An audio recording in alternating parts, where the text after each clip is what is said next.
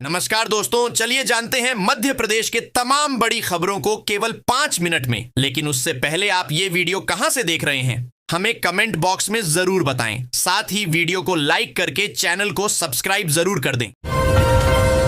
मध्य प्रदेश के सीएम मोहन यादव ने बड़ी घोषणा की है। एमपी में चीतों के रहने के लिए एक और अभयारण्य बनाया जाएगा।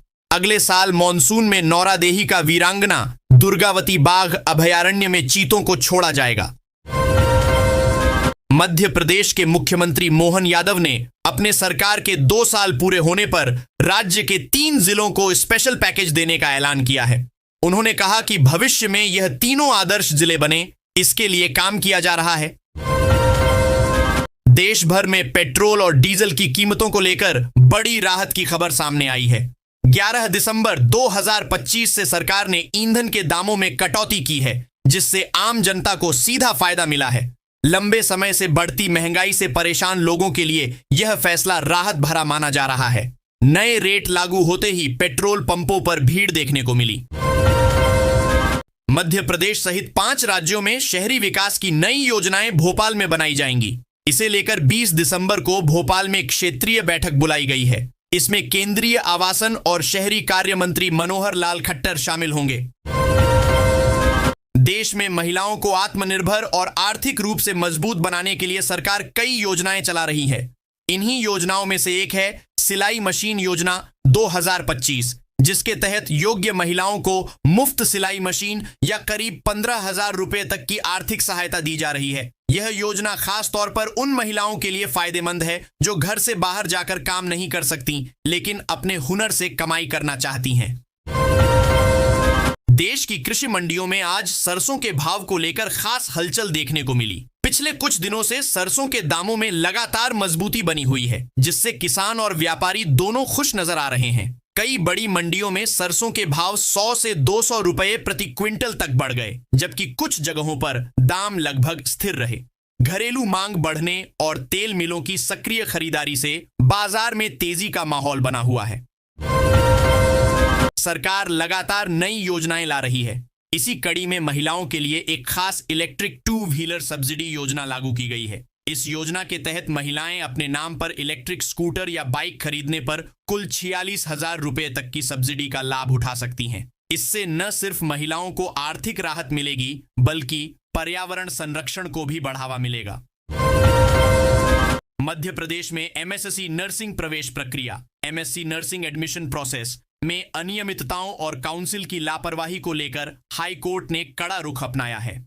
याचिकाकर्ता एनएसयूआई उपाध्यक्ष रवि परमार एवं अन्य की याचिका पर सुनवाई करते हुए उच्च न्यायालय ने शुक्रवार को Madhya Pradesh nurses registration council के अधिवक्ता को 15 दिसंबर 2025 को व्यक्तिगत रूप से न्यायालय में उपस्थित होने का निर्देश दिया है।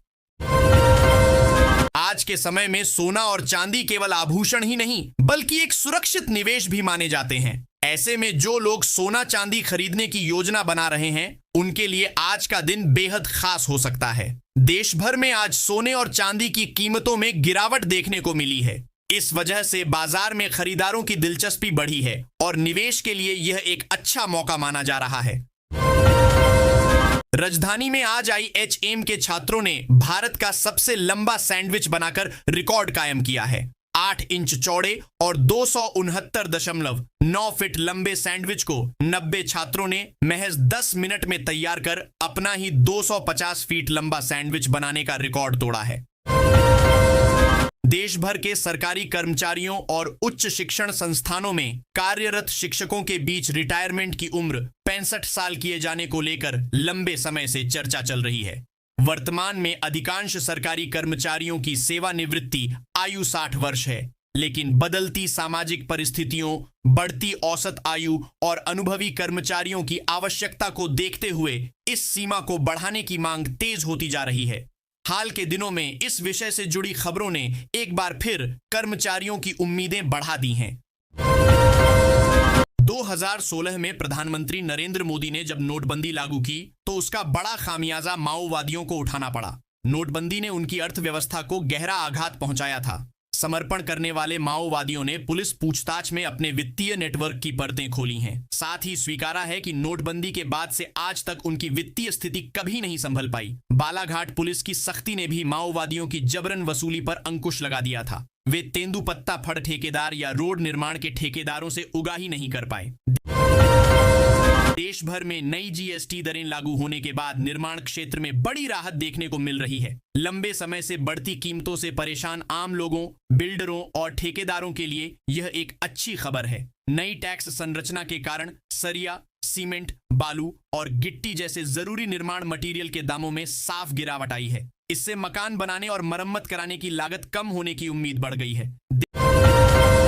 देश भर में दिसंबर की ठंड अब अपने चरम की ओर बढ़ रही है। भारतीय मौसम विभाग IMD के ताजा मौसम पूर्वानुमान के अनुसार अगले 48 से 72 घंटों के भीतर मौसम में बड़ा बदलाव देखने को मिलेगा। एक नया वेस्टर्न डिस्टर्बेंस सक्रिय होने वाला है, जिसके कारण पहाड़ी इलाकों में बारिश और बर्फबारी तेज होगी, जबकि मैदानी राज्यों में ठंड, शीतलहर और घने कोहरे का असर बढ़ेगा। कई इलाकों के लिए रेड और येलो अलर्ट जारी किया गया है।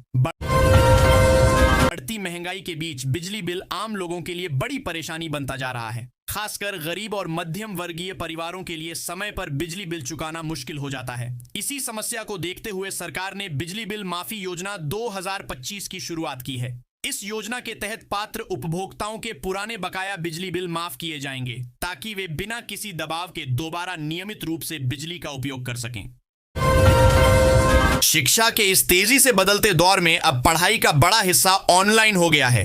स्कूल, कॉलेज, ऑनलाइन कोर्स, प्रतियोगी परीक्षाएं, सब में डिजिटल डिवाइस की जरूरत पड़ती है। ऐसे में आर्थिक रूप से कमजोर और मेधावी छात्रों की मदद करने के लिए सरकार ने फ्री लैपटॉप योजना 2025 शुरू की है। इस योजना के तहत चुने गए छात्रों को लैपटॉप दिया जाएगा। को फ्री लैपटॉप या 25,000 रुपए की वित्तीय सहायता दी जाती है, ताकि वे अपनी पढ़ाई बिना किसी रुकावट के जारी रख सकें। डिजिटल लेन देन और पारदर्शिता बढ़ाने के उद्देश्य से सरकार ने पैन कार्ड और आधार कार्ड को जोड़ने के नियम को और सख्त कर दिया है। जिन लोगों ने अभी तक अपने पैन को आधार से लिंक नहीं किया है, उनका पैन कार्ड निष्क्रिय घोषित किया जा सकता है। ऐसे में किसी भी वित्तीय लेन देन पर भारी जुर्माना लगने का खतरा बढ़ गया है। आइए सरल भाषा में समझते हैं नए नियम क्या हैं और पैन आधार लिंक क्यों जरूरी है। देश भर के असंगठित क्षेत्र में काम करने वाले लाखों मजदूरों के लिए बड़ी खुशखबरी सामने आई है। सरकार की ई श्रम कार्ड योजना के अंतर्गत अब पेंशन राशि जारी होना शुरू हो गया है। कई लाभार्थियों के खातों में 3,000 रुपए तक की पेंशन भेजी जा चुकी है। यदि आपका भी ई श्रम कार्ड बना हुआ है तो आप आसानी से ऑनलाइन अपना पेंशन स्टेटस चेक कर सकते हैं। प्रधानमंत्री किसान सम्मान निधि योजना PM किसान देश के छोटे और सीमांत किसानों को के लिए एक महत्वपूर्ण आर्थिक सहायता योजना है। इसके तहत पात्र किसानों को साल में 3 बार 2,000 से 2,000 रुपए की किस्त सीधे बैंक खाते में दी जाती है। अब किसानों को 22वीं किस्त का इंतजार है, जिसे लेकर नई जानकारी सामने आई है। जनवरी का महीना राजधानी के युवाओं के लिए जॉब ऑफर लेकर आ रहा है। भोपाल के एजुकेशनल कैंपस में 40 से ज्यादा कंपनियां आएंगी। कैंपस प्लेसमेंट ड्राइव में 2,000 से ज्यादा युवाओं को नौकरी मिलने की उम्मीद जताई जा रही है। इस बार पैकेज 85 लाख सालाना से भी ऊपर जाने की संभावना है। शैक्षणिक संस्थानों में नए साल की शुरुआत इस बार सिर्फ परीक्षाओं और सेमेस्टर बदलने तक सीमित नहीं रहेगी। कैंपस में इंटरव्यू की तैयारियां और ट्रेनिंग सेशन चल रहे हैं। प्लेसमेंट सेल में लगातार कंपनियों के फोन आ रहे हैं। राजा भोज इंटरनेशनल एयरपोर्ट से 14 से 19 दिसंबर तक प्रतिदिन भोपाल से बेंगलुरु के लिए डायरेक्ट उड़ान सेवा शुरू की गई है। इंडिगो संकट से परेशान यात्रियों की सुविधा के लिए एयर इंडिया ने बुकिंग शुरू कर दी है। दरअसल निजी क्षेत्र की एयरलाइंस इंडिगो में पिछले दिनों आए गतिरोध के बाद एविएशन विभाग द्वारा 10% कटौती की चेतावनी का असर दिखने लगा है। फंदा विकासखंड का नाम बदला गया है। ये क्षेत्र अब हरिहर नगर नाम से जाना जाएगा। सीएम मोहन यादव ने इसकी घोषणा की है। वहीं भोपाल इंदौर राजमार्ग पर भव्य प्रवेश द्वार बनाने का भी ऐलान हुआ। राजमार्ग पर जल्द ही आपको एक भव्य प्रवेश द्वार राहगीरों का स्वागत करता नजर आएगा। इस विशेष द्वारा को राजा विक्रमादित्य द्वार नाम जाना जाएगा। खास बात यह है कि इस द्वार को MP की धर्मनगरी उज्जैन में बने प्रवेश द्वार की तर्ज पर बनाया जाएगा। इसमें सम्राट विक्रमादित्य के शौर्य को कलाकृतियों के जरिए दर्शाया जाएगा। इसके निर्माण में 5 करोड़ रुपए खर्च किए जाएंगे। मेट्रो का कमर्शियल रन 21 दिसंबर को होगा। इसके लिए सभी तैयारियां की जा रही हैं। भोपाल मेट्रो में रेलवे की तरह अब नियमों का उल्लंघन करने समेत अन्य मामलों में जुर्माना भी तय कर दिया है। ये 10,000 रुपए तक हो सकता है। मेट्रो रेल परिचालन एवं रखरखाव अधिनियम 2002 के तहत मेट्रो परिसर और ट्रेनों में नियमों का उल्लंघन करने पर सख्त दंड और जुर्माने का प्रावधान किया गया है। मध्य प्रदेश में अजैक्स के कार्यक्रम में ब्राह्मणों की बेटियों के संबंध में आपत्तिजनक टिप्पणी करने वाले आईएएस संतोष वर्मा की खिलाफत जारी है। राजधानी भोपाल में रविवार को ब्राह्मण समाज ने उन पर कार्रवाई के लिए जोरदार प्रदर्शन किया। प्रदर्शनकारी सीएम हाउस की ओर जाने के लिए आगे बढ़े, जिससे हालात बेकाबू होने लगे। उन्हें रोकने के लिए पुलिस ने वाटर कैनन का इस्तेमाल किया, जिससे कई महिलाएं और बुजुर्ग घायल हो गए। एक हफ्ते पहले भोपाल के 7 विधानसभा क्षेत्रों में कराए गए विशेष गहन पुनरीक्षण एसआईआर में एक हफ्ते के दौरान नाम कटने वालों की संख्या 12 गई है। वर्तमान में इन मतदाताओं की तादाद 4,45,032 है, जबकि 24 घंटे में 1,500 मतदाता और बढ़ गए हैं। अब इन मतदाताओं के नाम डायरेक्ट मतदाता सूची से काट दिए जाएंगे। सामाजिक न्याय मंत्री एवं शाजापुर जिला प्रभारी नारायण सिंह कुशवाहा ने कलेक्टर कार्यालय परिसर में स्थित स्वामी विवेकानंद सभा कक्ष में प्रेस वार्ता की। इस दौरान राज्य सरकार के 2 वर्ष पूरे करने पर राज्य स्तरीय और शाजापुर जिले की 2 वर्ष की उपलब्धियों की जानकारी दी।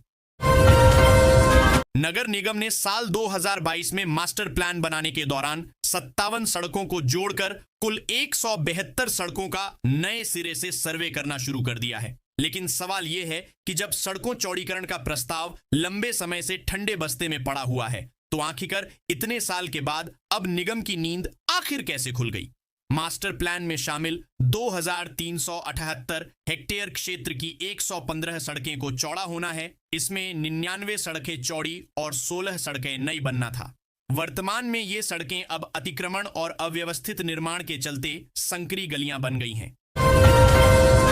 जिले के प्रभारी मंत्री धर्मेंद्र सिंह लोधी ने कहा है कि आजादी के मूल मंत्र का कांग्रेस विरोध कर रही है। उन्होंने कहा है कि जिस गीत को हमारे अमर शहीदों ने गाते हुए देश को आजादी दिलाने फांसी के फंदे से झूल गए, ऐसे वंदे मातरम गीत का विरोध करने वाले कांग्रेस के लोग देशद्रोही हैं। मंत्री ने कहा, पहले राम मंदिर का विरोध किया और अब वंदे मातरम का विरोध कर रहे हैं।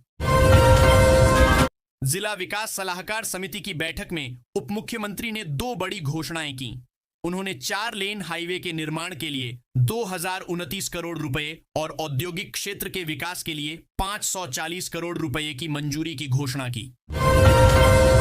बीना सागर नेशनल हाईवे पर खुरई रेलवे गेट पर ओवरब्रिज का निर्माण 2.5 वर्ष पहले किया गया था, लेकिन तकनीकी खामियों के चलते वाहन चालक परेशान हो रहे हैं। सर्विस रोड से वाहन मोड़कर ब्रिज पर आने और सर्विस रोड पर जाते समय बड़े वाहन फंस जाते हैं, जिससे जाम की स्थिति निर्मित होती है। राजधानी भोपाल में मार्च-अप्रैल 2026 में संचालित होने वाली ई बसें शहर के 5 मार्गों पर चलेंगी। इन रूटों पर चलने वाली 100 बसों में 80,000 से ज्यादा यात्रियों को लाभ मिलेगा।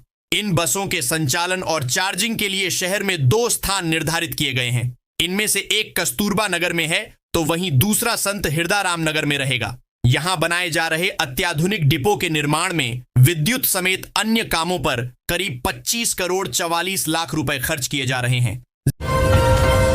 जिले के 4 गरीब आदिवासियों को मोहरा बनाकर उनके नाम पर खरीदी गई 1135 एकड़ जमीन के घोटाले की जांच धीमी गति से चल रही है, तो दूसरी ओर इस मामले से जिले के प्रभारी मंत्री को भी सरोकार नहीं है। प्रदेश के परिवहन एवं स्कूल शिक्षा मंत्री एवं जिले के प्रभारी मंत्री उदय प्रताप सिंह शनिवार को जिले में आयोजित जिला विकास सलाहकार समिति की बैठक शामिल होने पहुंचे थे। एमपी लोक सेवा आयोग द्वारा खाद्य सुरक्षा अधिकारी परीक्षा 2025 आयोजित की है। इसके लिए आयोग ने 4 शहरों में 111 परीक्षा केंद्र बनाए हैं। परीक्षार्थियों को केंद्र पर 45 मिनट पहले पहुंचना है। जाने जरूरी नियम व शर्तें। जिला विकास एवं सलाहकार समिति की पहली बैठक का आयोजन शनिवार को जिला पंचायत सभागार में किया गया। बैठक की अध्यक्षता प्रदेश के परिवहन एवं स्कूल शिक्षा मंत्री और जिले के प्रभारी मंत्री उदय प्रताप सिंह ने की। बैठक में प्रभारी मंत्री ने कहा कि मध्य प्रदेश पहला राज्य है जहां समाज के सभी क्षेत्रों जैसे उद्योगपति, वकील, डॉक्टर, समाज सेवियों की सहभागिता और सेवा भाव से जिले की विकास की गति को तेज रफ्तार मिलेगी। केंद्रीय कृषि मंत्री और मध्य प्रदेश के पूर्व मुख्यमंत्री शिवराज सिंह चौहान की सुरक्षा बढ़ा दी गई है। मध्य प्रदेश डीजीपी कैलाश मकवाना को एक पत्र भेजा गया है जिसमें बताया गया है कि शिवराज सिंह चौहान आईएसआई के निशाने पर हैं।